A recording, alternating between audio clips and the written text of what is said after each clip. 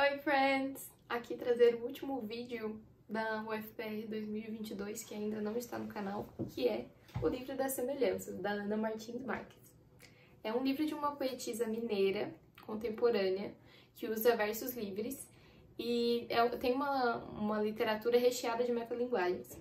Eu acho que é um dos melhores livros de poesia que eu já li. Eu realmente gostei muito, me diverti muito lendo, porque é o tipo de literatura que eu gosto, assim, uma coisa bem cotidiana e cheia de metalinguagem e de referências.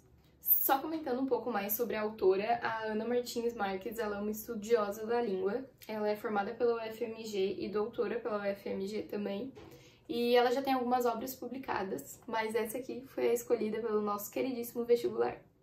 Então, logo o início do livro eu já achei bem interessante, porque ela tem uma forma única de escrever as coisas. Então, ela consegue ressignificar as palavras de uma forma bem poética e subjetiva. Por exemplo, ela coloca aqui no início que a capa é um biombo entre o mundo e o livro. E depois a contracapa é um biombo entre o livro e o mundo. Então, aqui é meio que a gente chegando no livro, a gente saindo do mundo e entrando no livro. E no final é a gente saindo do livro voltando para o mundo. Ela faz essas definições de todos os aspectos de um livro. Nome do autor, impresso, como parece estranho, o mesmo nome com o que te chamo. O título, ela também faz isso, suspense sobre o livro, como um lustre num teatro. Então ela tem essa forma bem única de falar, sabe?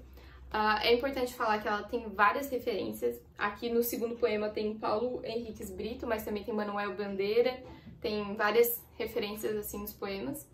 E os dois primeiros poemas já são bem interessantes, que o primeiro ela fala: o primeiro verso é o mais difícil, o leitor está na porta, não sabe ainda se entra ou só espia, se lança sobre o livro, se lança ao livro ou finalmente encara o dia. O dia. Contas a pagar, correspondência atrasada, congestionamentos, xícaras sujas. Aqui, ao menos, não encontrarás, leitor, xícaras sujas. Ela tem essa forma, sei lá, engraçada de falar, e isso fez com que eu ficasse muito apegada com o livro do início ao fim. Já no segundo poema, ela fala que agora o que o leitor já entrou fica um pouco mais fácil, só precisa fazer com que ele continue na leitura.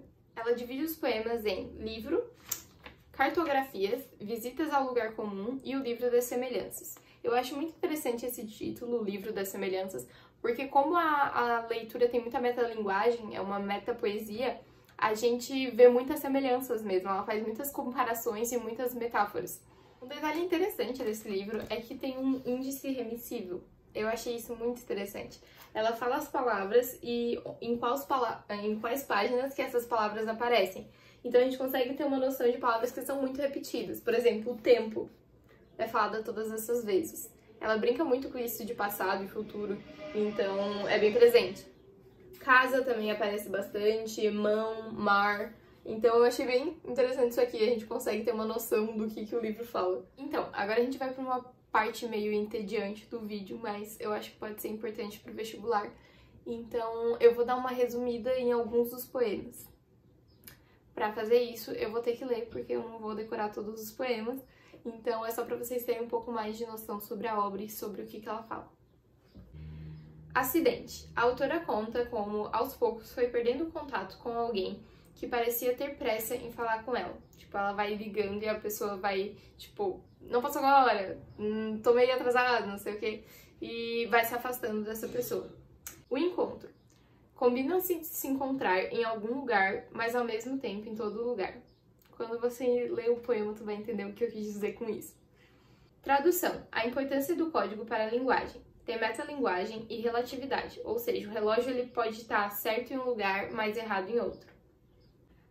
Boa ideia de um poema. Esse é interessante porque ela escreveu um poema e ela não conseguia lembrar se ela já tinha lido ele antes. Então, poderia ser um plágio em que ela não estava percebendo. Só que ao mesmo tempo tem uma reflexão que não existe não plagiar, pois a gente é feito de referências, então mesmo quando a gente não percebe, a gente está usando referências. Bem, agora eu vou ler alguns dos poemas da Ana Martins Marques, porque eu acredito que o vestibular não vai cobrar especificamente o que ela fala em cada poema. É muito mais provável que eles deem um poema dela e perguntem sobre as características que ela costuma ter. Por exemplo, o verso livre, a metalinguagem. Então, eu acho que a gente pode pegar alguns poemas para falar sobre isso. Na parte de cartografia, ela fala muito sobre mapas e localizações. Por isso que se chama cartografia. Teve esse que me chamou a atenção. Quando enfim fechássemos o mapa e o mundo se dobraria sobre si mesmo, e o meio-dia, recostado sobre a meia-noite, iluminaria os lugares mais secretos. É um poema curto, não tem regularidade nenhuma no tamanho de cada verso, e é uma demonstração sobre como ela falou sobre esses mapas e sobre Grand Canyon e abismos. Amar profundamente, mas testar volta e meia se ainda dá pé. Eu adorei esse, porque quem nunca passou por isso, né? De se perder no amor. Isso é muito comum quando a gente é muito novinho.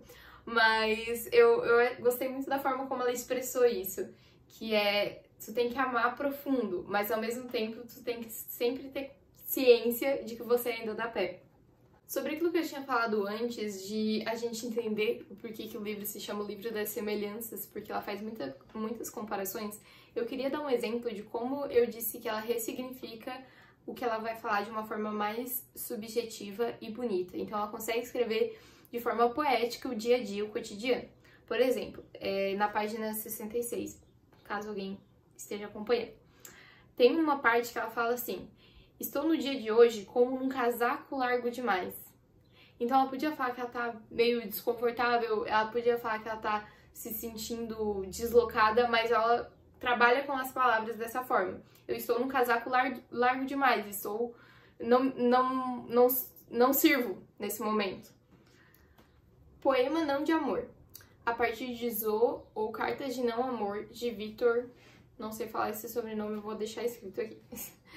Isso também é super recorrente, que nem eu falei antes, que ela faz referência a alguns autores e deixa marcado aqui em cima.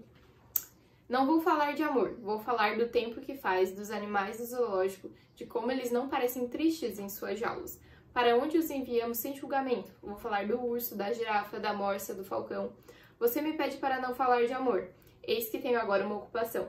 Não te ver, não te telefonar, não pensar em você. Tudo isso dá algum trabalho. Não vou falar de amor, vou falar do vento, das inundações, do vinco das causas, dos meus amigos exilados, que viajam com malas cheias de livros e manuscritos, de modo que mal se distinguem nos seus ensaios e suas cuecas. Vou falar sobre dançar, num transatlântico, sobre esse livro que se escreve à roda do seu nome. Todas essas coisas não são o amor. Não vou escrever cartas de amor, vou escrever cartas sobre cartas. Cartas sobre cartas nas quais irrompe às vezes uma história de exílio, uma parábola antiga, porque eu sei como é feito Dom Quixote. Mas não sei escrever uma carta de amor. Você me pede para não falar de amor. Eu atendo porque devo te amar, em lugar de amar o meu amor. Achei isso muito interessante também, o como é diferente amar e amar alguém. No fim, ela encerra com: este é um poema não de amor. Por fim, eu queria falar do meu poema favorito, que é Tenho Quebrado Copos.